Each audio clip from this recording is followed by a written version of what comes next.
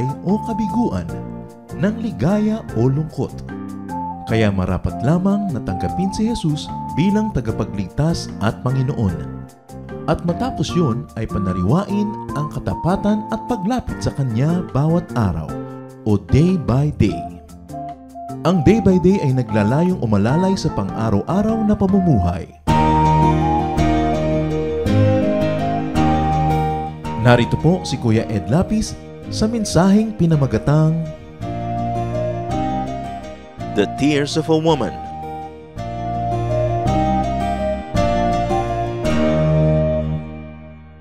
Ang buhay po ng bayang Israel ay pattern ng pagsunod sa Diyos, pagkalimot, pagsuway, tapos nagkakaroon sila ng mga kaparusahang tinatanggap, magkakaroon ng repentance, mapapatawad, marerestore, mamaya balik na naman sa dati nilang mga pagkakamali. The time of Samson was a time of difficulty for the people of Israel because the Israelites were being oppressed by the Philistines. And once more, it was the fault of the Israelites that this horrible state has befallen them. So the Lord was about to save His people from such oppression, and He sent an instrument called Samson. He was a Nazirite.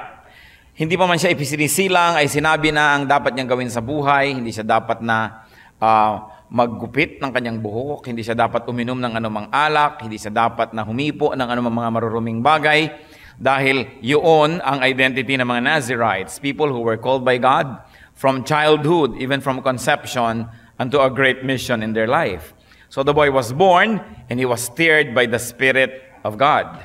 At itutuloy po natin ngayon, pangalawa na, sa atin pong series on the life of Samson. Ang pamagat ng pag-aaral natin ngayon, The Tears of a Woman, and other lessons from Samson. Dear God, thank you for restoring us. Thank you for keeping us safe. Thank you, Lord, for the safety that you have allowed us to enjoy. Salamat sa mga pag-iingat mo, sa mga kapatid naming naglakbay kung saan-saan, sa mga kapatid naming nanatili lang sa mga tahanan, subalit ganun pa man, pare-pareho kami nangangailangan ng pag-iingat nyo. Thank you, Lord, for the privilege of worship. You're victorious in our life today because we are worshiping you. Hindi po lahat ay nakapagpasya ng tama at hindi lahat ay nagwo-worship sa iyo ngayon. Merong mga nasa lugar na mga bisyo. May gumagawa ng mga masama. Meron sa mga hindi dapat puntahan. Subalit nagpapasalamat kami, Panginoon, sa iyong awa, sa iyong grasya. Narito kami, sumasamba sa iyo, doing the best thing, because what can be better than worshiping you? So we ask you, Father, let your presence be upon us. Let your favor be upon us. Favor us with wisdom, that we may understand and apply your words in our life. And we pray, Father, that you may continue to protect us from all harm.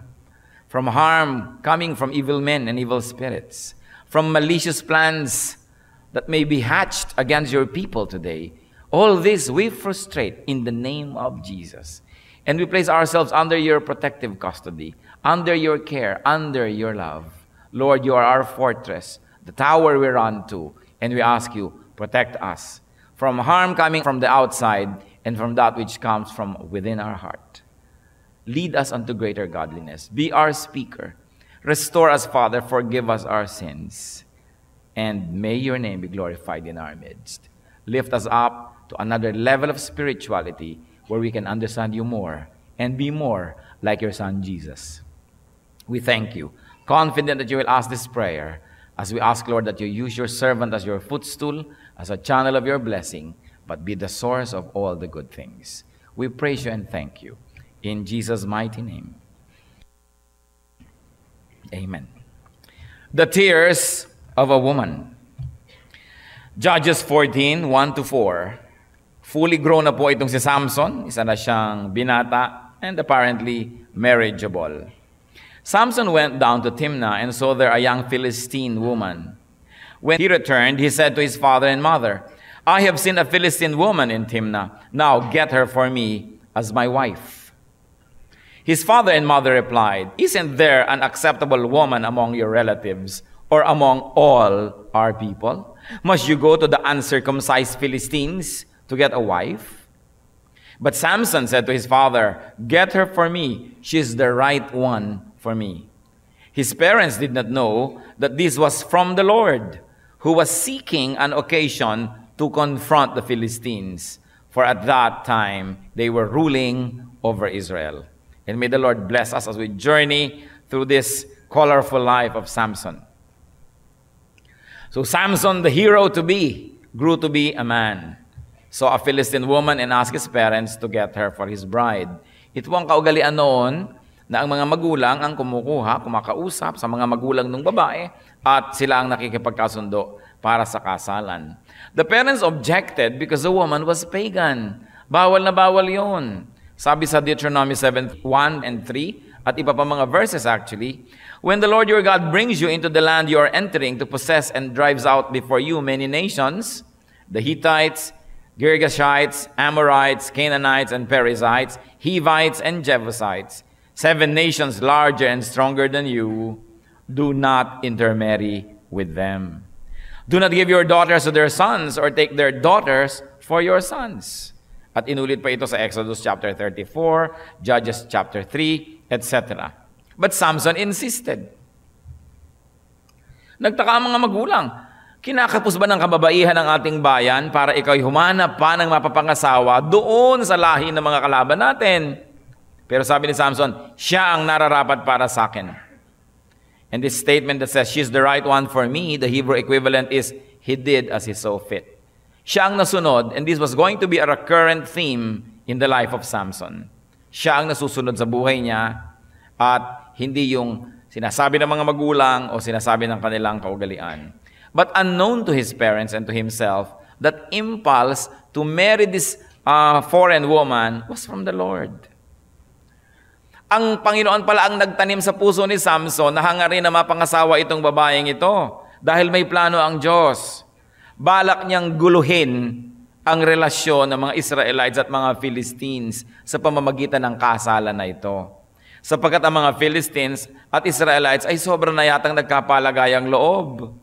Nalimot na ng mga Israelites ang utos sa kanila ng Diyos na huwag kayong makipagmabutihan sa mga taong yan, huwag kayong makikipagpakasal sa kanila. Ang dami-dami ng intermarriages na nangyayari, hindi nakakaiba. At sapagkat nagpakalapalagayang loob na ito, ang Diyos ngayon ang gagawa ng paraan para sila mag-away dahil ayaw ng Diyos na ang kanyang mga anak na Israelite ay nakikipagmabutihan dito sa mga pagan people dahil alam niya, in the end, ang mahahawa itong mga Israelites at sila ang madadala sa idolatry. What are the lessons initially? That the Lord's will is above and beyond the comprehension of men. That the Lord's will is beyond His own natural decrees or situational law and decrees. Merong ipinagbabawal ang Panginoon na huwag kayong makikipagmabutihan, huwag magpapakasal sa lahing yan. Pero bakit siya ang naglagay kay Samson noong hangarin na magpakasal? Dahil merong i-accomplish ang Panginoon na isang very specific mission, a very, very noble aim that was higher than his prohibition.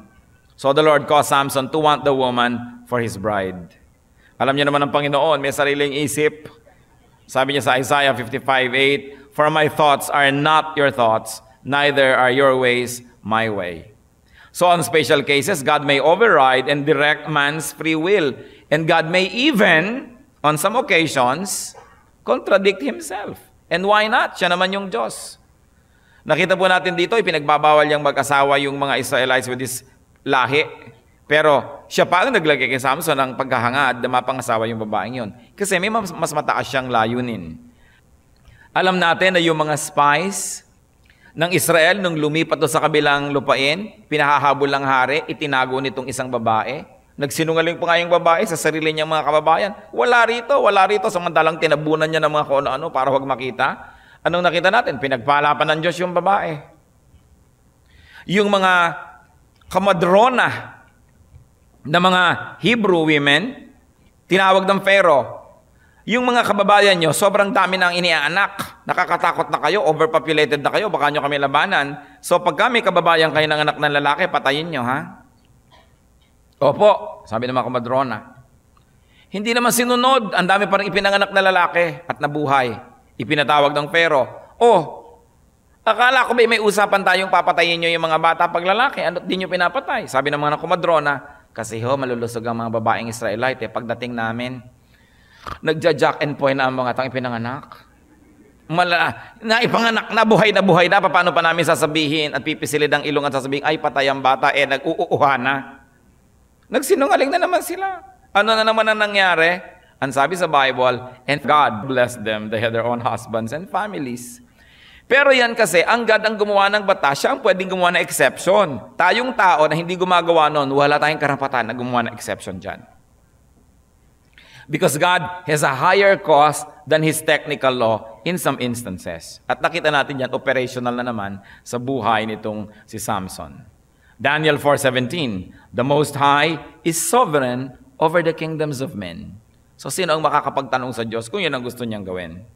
Kaya ang lesson po din natin dito, mga kapatid, do not be too fundamental. Do not be too dogmatic. Even God bends His own rules for a higher cause. Kaya huwag tayo masyado namang bukis na bukis. Kasi sometimes sobrang bukis ang pagtingin natin sa ating pananampalataya, sa Bible, na sa pag-i-implement natin, actually, nasakta na yung mga tao na dapat sana ay gumaling. Lumala na ang problema na dapat sana ay nalutas dahil sobrang nagiging bookish. And sometimes we have poor scholarship. Akala natin ganun yung sinasabi ng Bible, ganun yung interpretation. Paano natin malalaman na medyo mali yata at questionable ang ating interpretasyon at pagbasa dyan? Kung ang nagiging bunga na oppression to the people who obey the Word of God rather than liberation. Na nangyayari na nakasama na sa kanila at ang hirap-hirap na nangyayari sa buhay nila sa pagsunod lang technically, no, to the Word that was written there. Kaya humihingi tayo ng wisdom sa Holy Spirit. Paano i-apply? Lalo pa nga, pag nagmumukhang yung literal application will contradict the very Spirit of God. So complex matter yung pagtingin sa interpretation of Scripture. Salamat na lang, konting-konting mga bagay lang ang dapat dumating at pwedeng dumating sa ganong uri ng kalituhan ng mga tao. Because nearly everything else is very clear and very explicit. But do not be too dogmatic, especially about your own interpretation. Because your interpretation doesn't necessarily mean that it is what the Bible means. So pag nagiging oppressive tayo, nakakapang-api na tayo, hindi na tayo nakakapagpagaling ng mga sakit ng mga tao, dapat tayo mag-isip, tama ba ang pag-a-apply ko ng Word of God? Another lesson we can learn is that when God's people do not wage war against God's enemy, God can stir up trouble to put His people at war. O halimbawa, may kalaguyo kayo. Sobrang na kayo nagkapalagayan ng loob, nagkahulihan ng loob, at nahulog ang loob. No? Ano nangyayari? Kung kayo ay anak ng Diyos, ang Diyos na ngayon ang pwedeng lumikha ng gulo para magkaroon kayo ng misunderstanding, para kayo magkaroon ng away, at nang mapahiwalay ka dahil kahit napanatag na ang loob mo sa Kanya, ay ayaw pa rin ng Panginoon na patuloy kang mabubuhay sa kasalanan. Kaya kung meron na tayong halimbawang partnership with evil, partnership with sin and sinners, partnership with a sinful enterprise, tapos nakikita natin things are beginning to go wrong, it can be the hand of God. Kasi kung sobrang ng peaceful ang relationship with the enemy, tulad ng kay Samson, pwedeng guluhin niya ng Diyos para mapilitan kang umalis doon. When you make peace with sinners, when you befriend sinners or partner with sinners, God can cause trouble between you and the partner to extract you from the unholy alliance. Kaya even that should be thank God for. Dapat we should be thankful for that.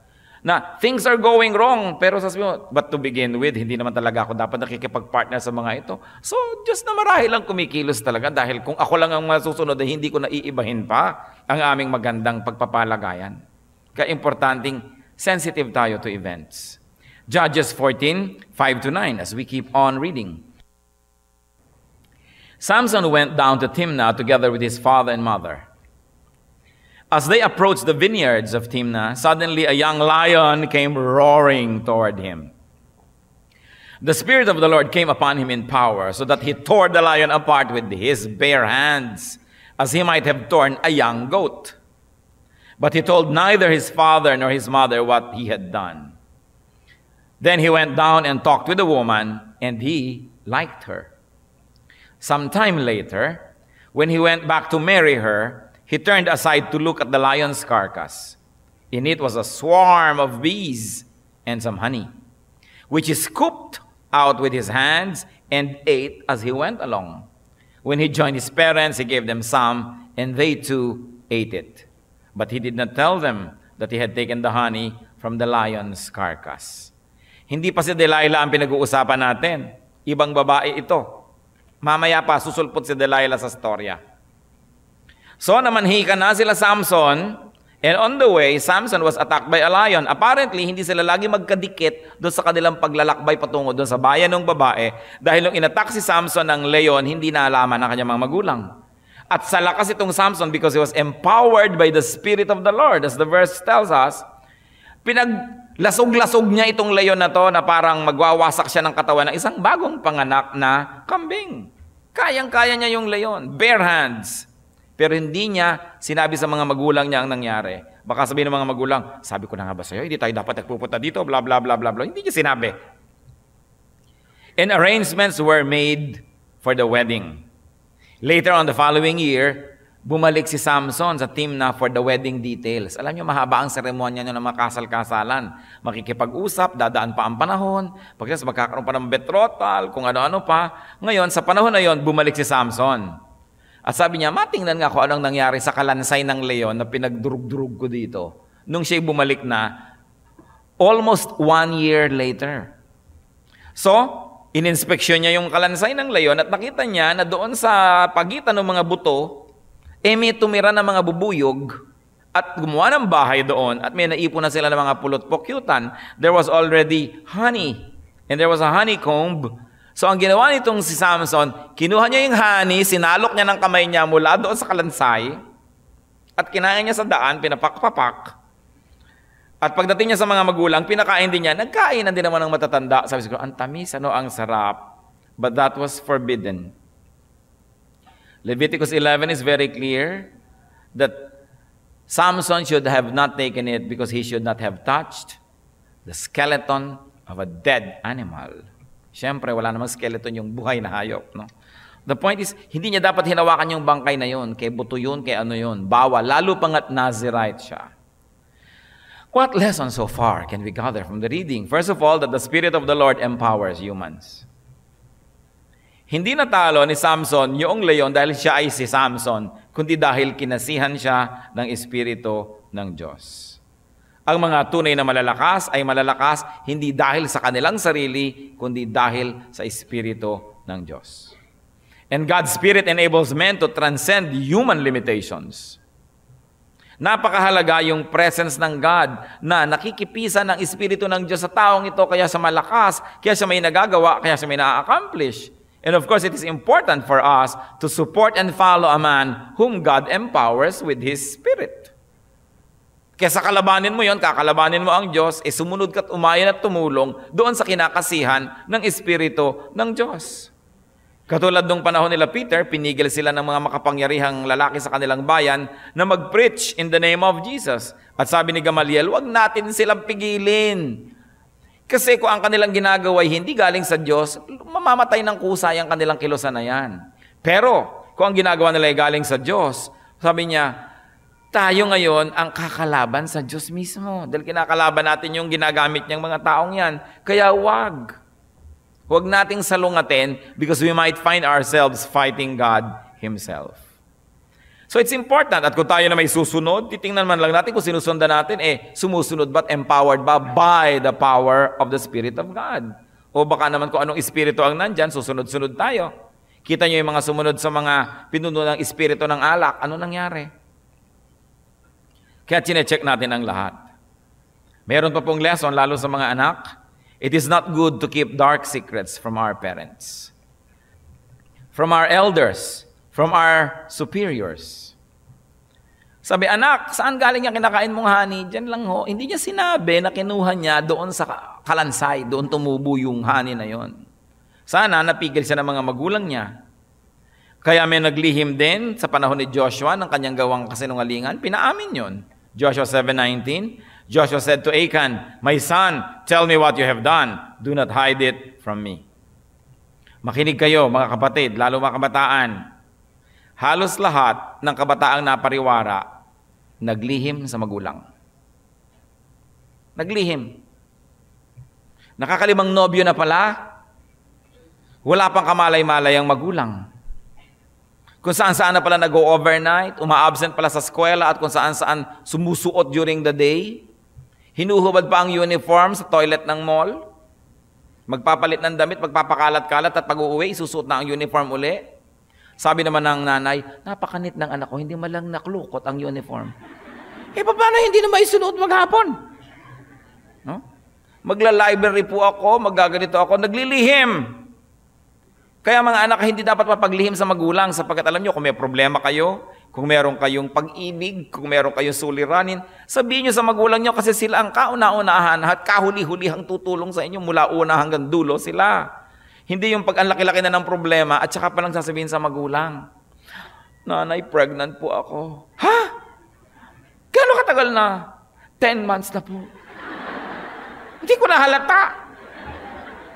Kung kailan huling-huli na at saka palang sasabihin, nagda-drugs yung pala, na ibenta na ang lahat, kung ano na nangyari kada drugs, saka palang mababalitaan ng magulang. Mga anak, kung may problema kayo, kahit na sa palagay nyo, magagalit ang magulang nyo, sabihin nyo. Kasi sila pa rin ang tutulong sa inyo, walang iba. At kung malalaman naman nila, 3 years from now, magagalit din yun ngayon na lang, para bukas, tapos na yung galit niya. Agahan nyo na, huwag kayo naglilihim. Inilihim ni Samson na kinuha niya sa maling paraan yung honey. Nagkain na naman ng mga magulang, pati sila nadamay. At may isang lesson tayo dyan. Bagamat hindi naman guilty yung mga magulang ni Samson. Parents, recipients, and beneficiaries, you should not just enjoy unclean honey from your children. Pag alam nyo na sama-sama na nang gagaling, huwag na kayo makipiesta. Nagtataka kayo, yung anak nyo wala namang trabaho, bakit ang dami-daming inuuwing pera, tanggap naman kayong tanggap. Diba? Baka kung ano na, ibinebenta na ang kaluluwa para lang magkaroon. Hindi tayo tanggap ng tanggap. Checkin din natin saan ba nang gagaling ito. Kasi kung yung mga nagmamahal sa atin, napapariwara sa pagbibigay sa atin ng ating mga kailangan. Pero kung tinasabi natin, hindi natin kailangan yan, wag na lang, hindi valid na lang, wala tayo yan, basta maayos ang buhay mo. Titigil din sila eh. Pero pag sila nang nakakitang ine-enjoy mo na yon, nahihirapan na rin yung loob nilang putulin yung supply sa'yo, napapasama na lang napapasama. Marami ako nagaganyan na nalalaman. Merong mga Filipina na mga mail order bride. No? Pupunta doon sa kung saan, halimbawa Australia. Napakasal kung kanino.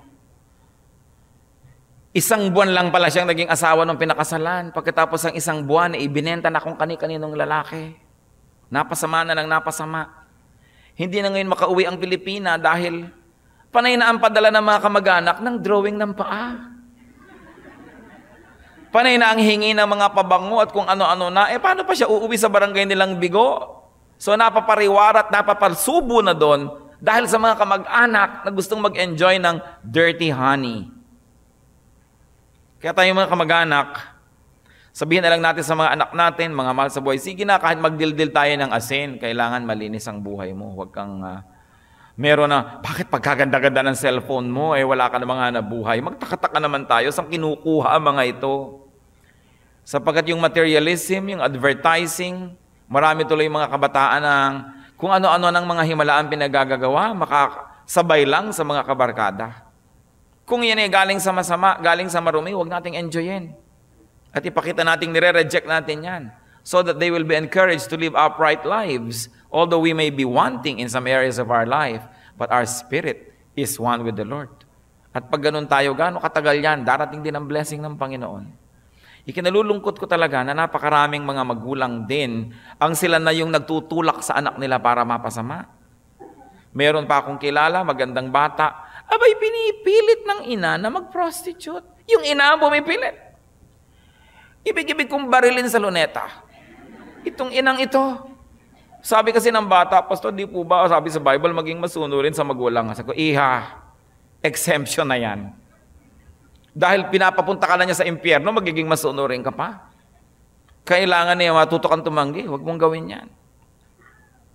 Honey that came from a carcass eaten by parents. Sisiyasatin natin yan. Judges 14, 10-15, as we continue reading. Now his father went down to see the woman, and Samson made a feast there, as was customary for bridegrooms. When he appeared, he was given 30 companions. Let me tell you a riddle, Samson said to them. If you can give me the answer within the 7 days of the feast, I will give you 30 linen garments and 30 set of clothes.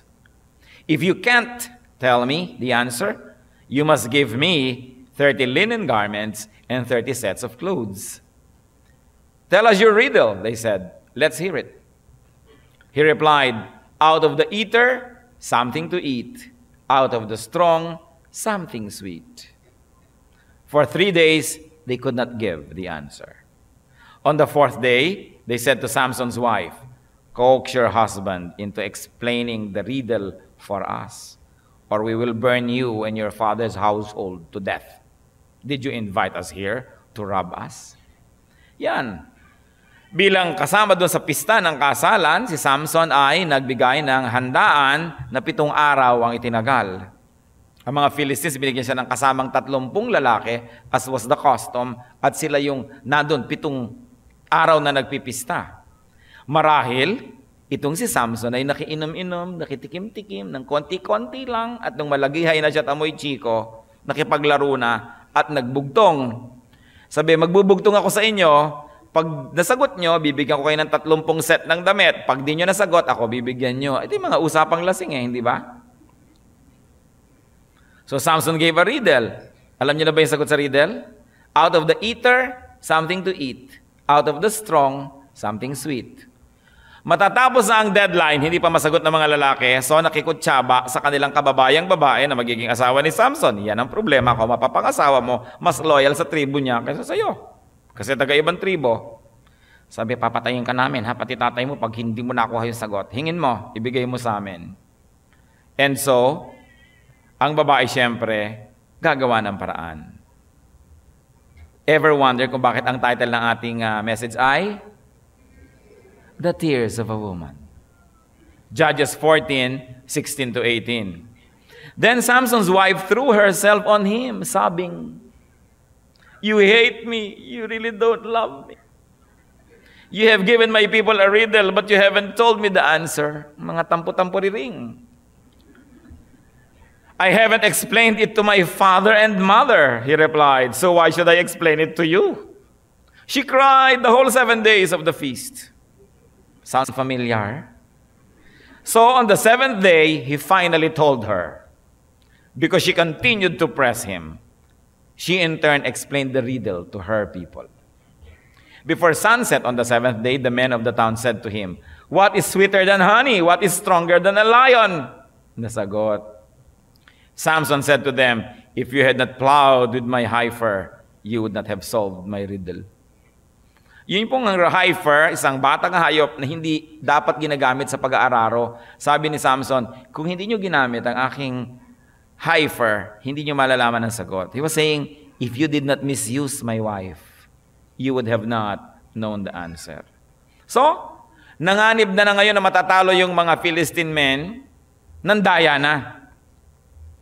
At nakipagsabuatan ang babae, nagdrama ang babae, nagtampo kunwari, nagpatulo ng luha ng buhaya. No? Samson, sabi niya, hindi mo ako mahal, bakit hindi mo ibinibigay sa akin yung sagot? Sabi naman ni Samson, sa parents ko nga, hindi ko ina-explain sa'yo pa. Cry me a river ulit ang babae, nadaan naman sa iyak si lalaki, bumigay, hindi natin alam kung sa awa o inis. Pero nakapangyari pa rin ang babaeng marunong magpatulo ng luha. You know, many women have complete control over their lacrimal glands. So of course, the woman betrayed Samson and gave the prized answer to her menfolk. The men were able to answer the riddle and won the bet. Samson cried, unfair! You plowed with my heifer. So anong lesson, mga kapatid? Do not get entangled with men of unknown reputation. Hindi niya kababayan, hindi niya kapanalig, hindi niya kauri. 7 araw niyang kasama na nagpipiging. Anong mangyayari? Madadamay at madadamay siya. Hindi kayo pwedeng makipag-inuman sa mga tao na hindi kayo madadamay. Hindi kayo pwedeng makipagmabutihan sa kanila, makipag-party at gumimik kasama sila nang di kayo madudungisan. Because they were people of questionable integrity. Psalm 1:1 says, blessed is the man who does not walk in the counsel of the wicked, or stand in the way of sinners, or sit in the seat of mockers. Huwag niyo sasabing nakikisama lang ako, nakikitungo lang ako. Yung hindi dapat pakisamahan, hindi dapat pakisamahan. Kung meron tayong dapat pakisamahan, ang Diyos ang dapat nating pakisamahan. At huwag natin siyang tinatalikuran para lang makipagmabutihan tayo sa tao. Another lesson, of course, is do not easily fall for a woman's tears. Lalo't hindi nyo kilala ang babae, hindi nyo alam ang ugali, hindi mo alam ang kanya talagang pagkatao, huwag kayong madaling madala sa kanyang mga paghikayat, sa kanyang mga bulong, mga hikbi, mga pagtatampo-tampo, mga drama, dahil lahat yan ay manipulation. Proverbs 5:3-5, for the lips of an adulteress drip honey, and her speech is smoother than oil. But in the end, she is as bitter as gall, sharp as a double-edged sword. Her feet go down to death. Her steps lead right to the grave. Ito po ang description sa isang babaeng nagmamanipulate, the adulteress who invites men to her house. Huwag kang makinig. Bakit nga ba laging madilim at pula ang ilaw? Kasi hindi mo kita mga peklat pag pula ang ilaw. Gumaganda kahit na butike pag pula ang ilaw. Subukan mong tamaan niya ng fluorescent lamp at makikita mo ang katotohanan. No? Kaya dapat ay huwag ka nagtitiwala dyan sa mga bubulong-bulong sa dilim. Maliliwanagan nga muna kita bago ka magbubulong dyan. No? Napakahalaga. And women, do not manipulate men with your tears. Kasi nadiskubre na ng maraming babae na men are very soft-hearted when it comes to seeing a woman cry. Kaya talaga yan ang pangunahing sandata, luha. Iyakan ka ba naman ng 7 araw? Kung hindi ka naman talaga maawa o mainis, ibibigay mo na talaga yung sagot, baka pati yung leyon ibigay mo sa kanya, matigil na lang. But another lesson here is to listen to your first impulse. Ang first impulse niya, sabi niya, sa parents ko nga hindi ko sinasabi, sa'yo pa. That was right eh. Sabi niya, ano ka ba? Papakasalan lang kita pero ibang tao ka naman eh. Ngayon lang kita makakasama eh. Bakit mo ko ginaganyan? Sa sarili kong magulang na nagmamahal sa akin, titiwala ako eh. Hindi ko sinabi sa iyo pa. Sana pinanindigan na lang yon ni Samson. Pero hindi matutuloy ang script. Kasi ang gusto talaga ng Panginoon, magkagulo. Alam nyo, pag mumulan to ng gulo, mauobliga ngayon si Samson makipaggera. Kaya nga may higher cause ang Diyos. Judges 14:19-20. Then the Spirit of the Lord came upon him in power. He went down to Ashkelon, struck down 30 of their men, stripped them of their belongings, and gave their clothes to those who had explained the riddle. Burning with anger, he went up to his father's house. And Samson's wife was given to the friend who had attended him at his wedding. Naipamigay si babae, na-disgrace na siya, nagsolean ang kandila, binali ang usapan. Anong ginawa? The Spirit of the Lord came upon him in power, at meron siyang pinatay na 30 lalaki na kalahi nitong babaeng ito. Hinubaran niya at yung damit nung ibinigay niya. O ayan, ang 30 clothes sa panalon nyo. Empowered by the Spirit of God, Samson killed 30 Philistines and gave their clothing to the men. It was the start of trouble. Of course, burning with anger, he canceled the wedding and the woman was given to one of the boys. Itong babae talaga na to, for the boys. No? So ang nangyari, at ang lesson natin, deceitful people reap what they sow. The Philistines won. They gained 30 sets of clothing, but they lost the men who were originally wearing those clothing. So talo rin sila in the end, and then they caused one of their women to be disgraced. Yung bride-to-be naman, Samson na, naging bato pa. Everybody is a loser. And of course, among the many other things we can learn, I'll stop at this. Do not just entrust secrets to others. Huwag masyadong mapagtiwala kung sikreto. Mark 4:11. Even the secret of the kingdom of God has been given to you, but to those on the outside, everything is said in parables. So maging si Lord, yung highest and purest teachings, hindi niya ibinibigay lahat kahit kanino na lang, pinaparable niya. Para yung mga honest, susunod-sunod sa kanya, ano po ba ibig sabihin ng parable? Ipapaliwanag ngayon niya. Yung mga nagdudunong-dunungan at mga marurunong, hindi nagpanggap na hindi nila naintindihan yung message, hindi na nila nalaman ang tunay na kahulugan. Sa Matthew 7:6, sinabi diyan, do not throw your pearls to pigs, lest they trample upon it, turn back, and attack you.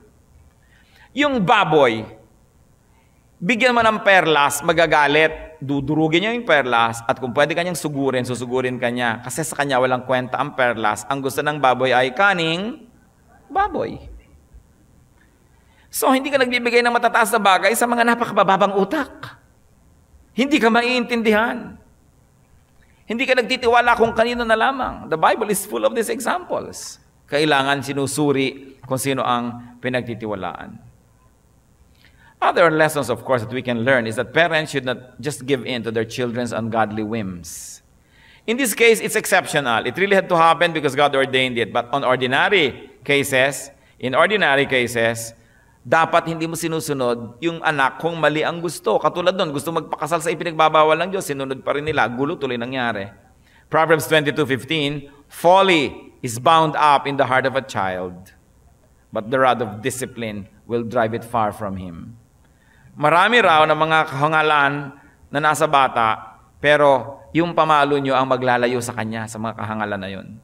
Kailangan merong disiplina. And to repeat, parents should not enjoy things that children give them without checking its source. Kailangan sabihin mo na, i-encourage mo, kahit mahirap tayo, kahit hindi tayo luxurious, basta tayo matuwid. And young people are to be careful about what they feel and think is right for them and about keeping secrets from their parents. Deception brings about evil fruits. Hosea 10:13, but you have planted wickedness, you have reaped evil, you have eaten the fruit of deception. So, nang deceive yung mga kalaban niya sa riddle, o ano nangyari, yung mga sarili nilang kababayan ang napatay. And it is really the Spirit of the Lord that empowers. Not by might, nor by power, but by my Spirit, says the Lord. One of the things we should remember is that God is sovereign, and He can actively participate in man's day-to-day life. And God's people are to remember and stand by their identity.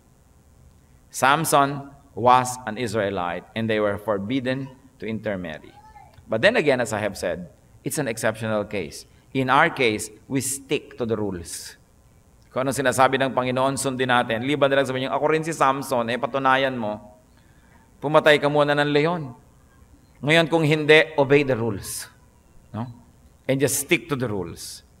Anong description sa mga anak ng Diyos? 1 Peter 2:9, but you are a chosen people, a royal priesthood, a holy nation, a people belonging to God, that you may declare the praises of Him who called you out of darkness into His marvelous light. Remember who you are and make sure your thoughts, your decisions, and your actions fit your godly identity. Lumagay tayo sa lugar ng mga anak ng Diyos. Huwag tayong gumagawa ng hindi bagay sa ating kasarinlan, sa ating sarili, at sa ating pagkatao bilang anak ng Diyos. Ano pa po ang mga lessons na pwede nating matutunan dyan kay Samson? Dear God, we ask you for wisdom. Naniniwala kami itong mga storyang to hindi lang nasulat para sa history and for history's sake. But this is current events for us.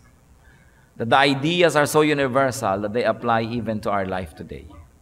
We pray, Lord, that you will give us wisdom to understand your personal message. Ano po ba ang mga hindi namin dapat gawin dahil ito'y napag-aralan namin?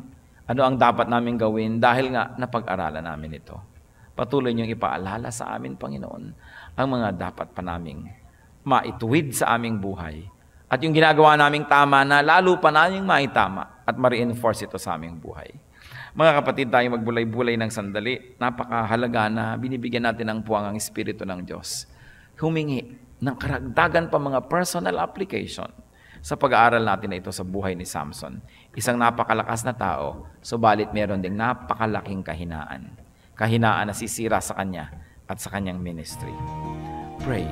Pray that the Lord will teach us personally from this lesson.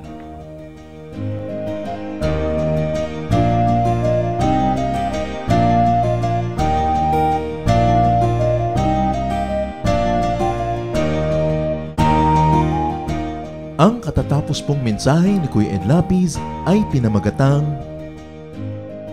The Tears of a Woman.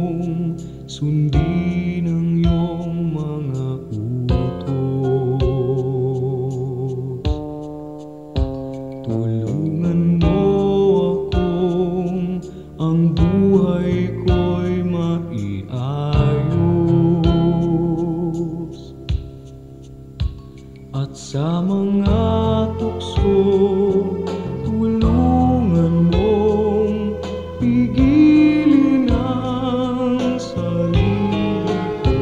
Tulungan mo akong maging tapat sa'yo. Pagpipigil sa sarili, pagpipigil sa sarili. Kung nalulungkot at nalulumbay, magtiis at maghintay. Pagpipigil sa sarili, pagpipigil sa sarili. Ang ituro mo sa buhay ko, Jesus.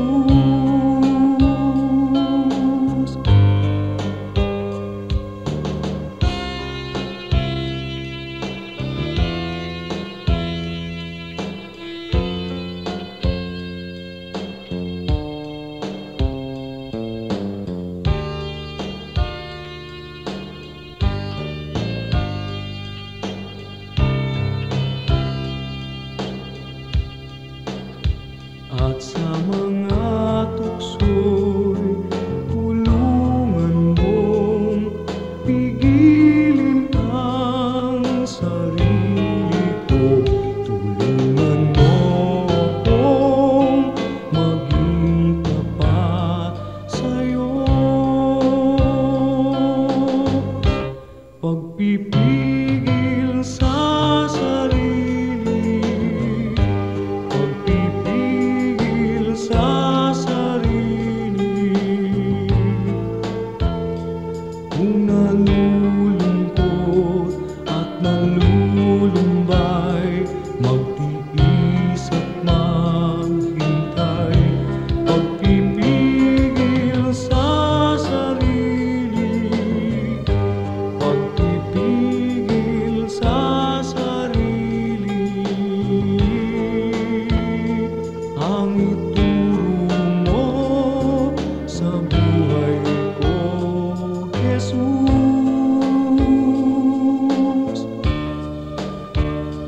Ang ituro mo sa buhay ko, Jesus.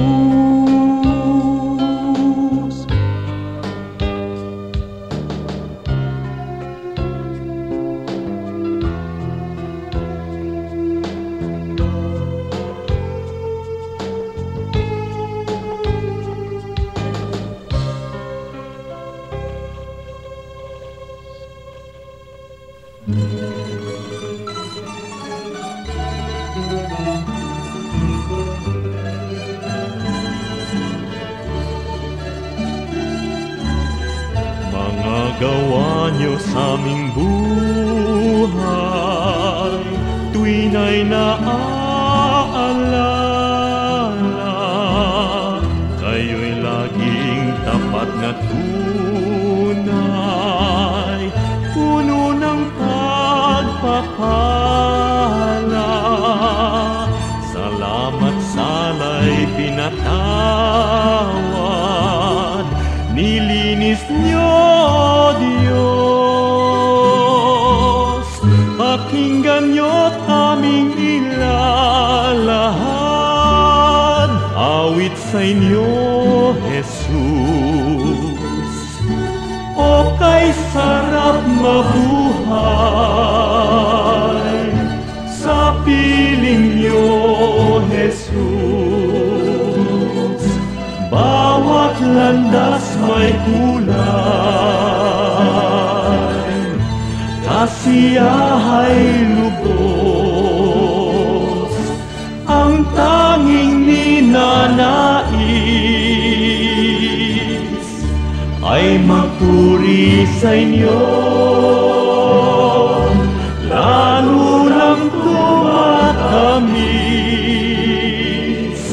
sa piling niyo, Jesus.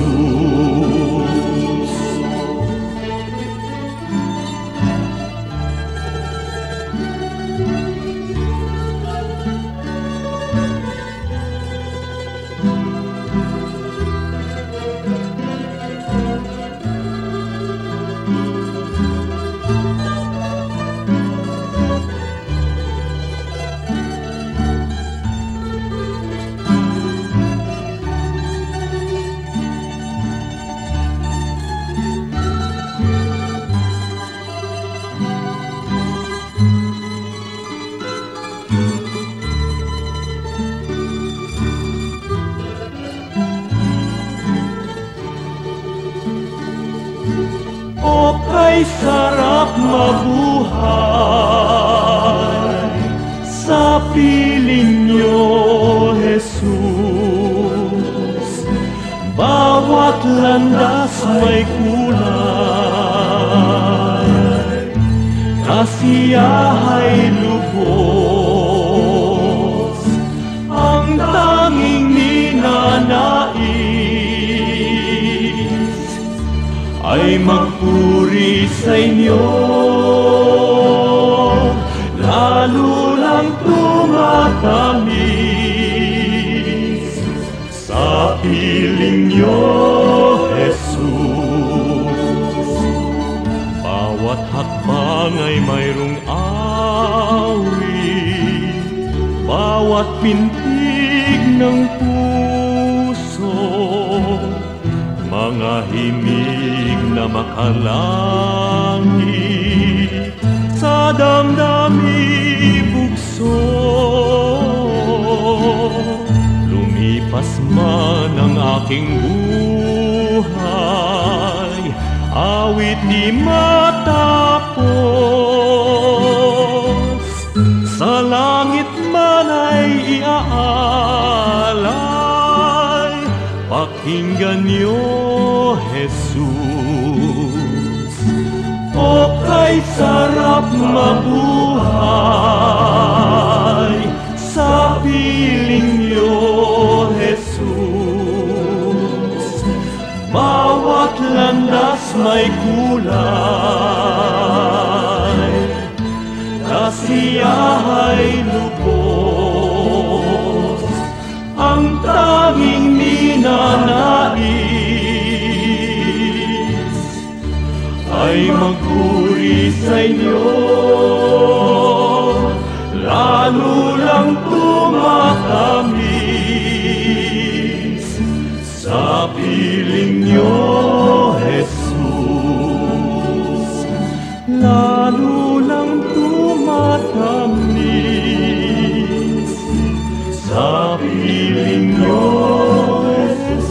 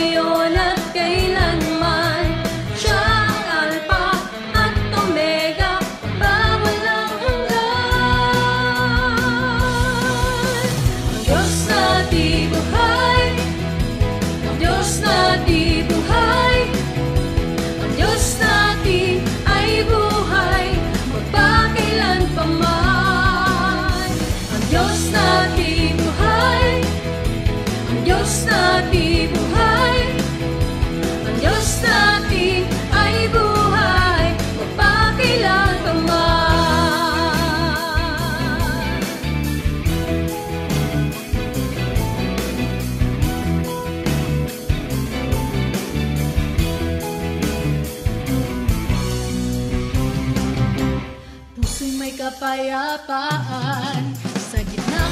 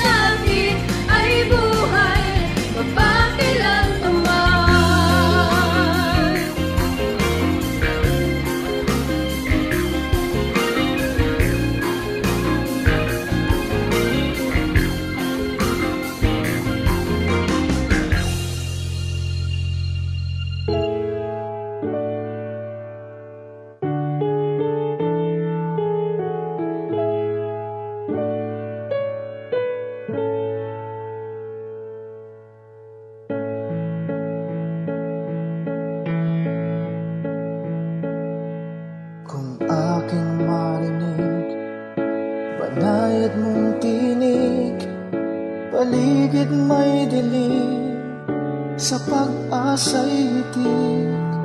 At kung sa panahon ba ng kasiyahan, walang pagkalimot, dalay pasalamat.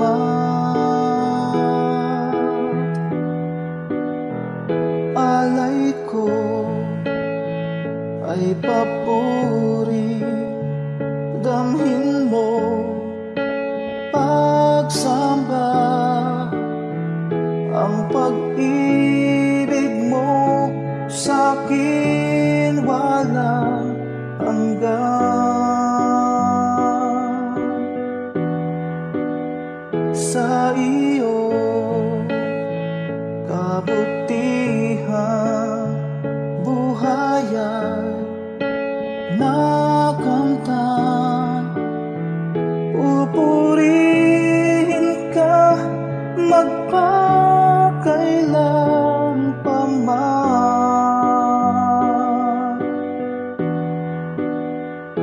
aking Diyos.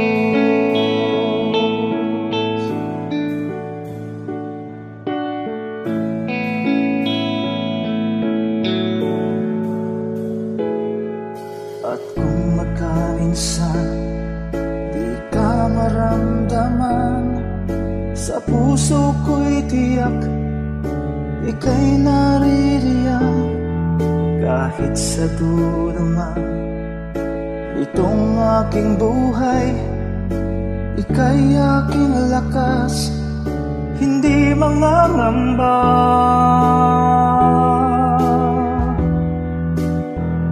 Alay ko ay papuri, damhin mo pagsamba, ang pag-ibig mo sa'kin walang hanggan.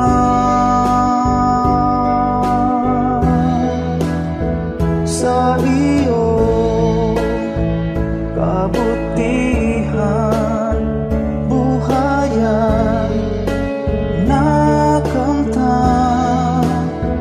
pupurihin ka magpakailan pa man,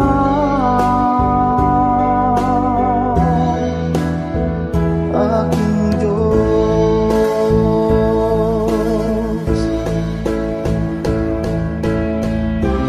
Bawat yugto sa aking buhay,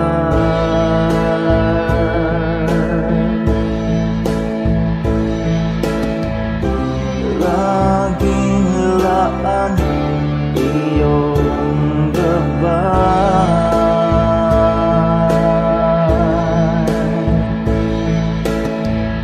Sa piling mo may tagumpay.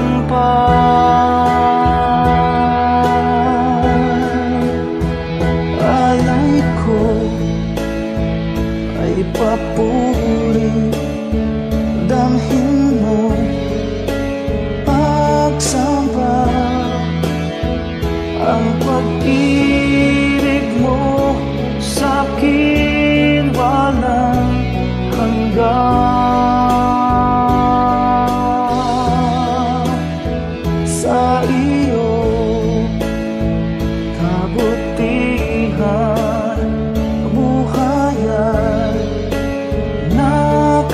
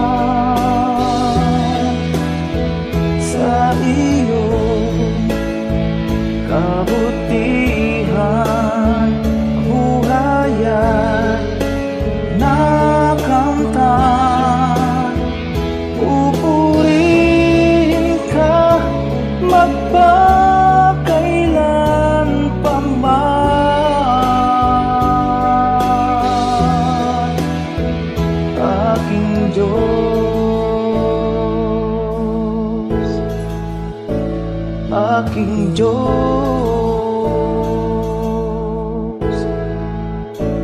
aking Diyos.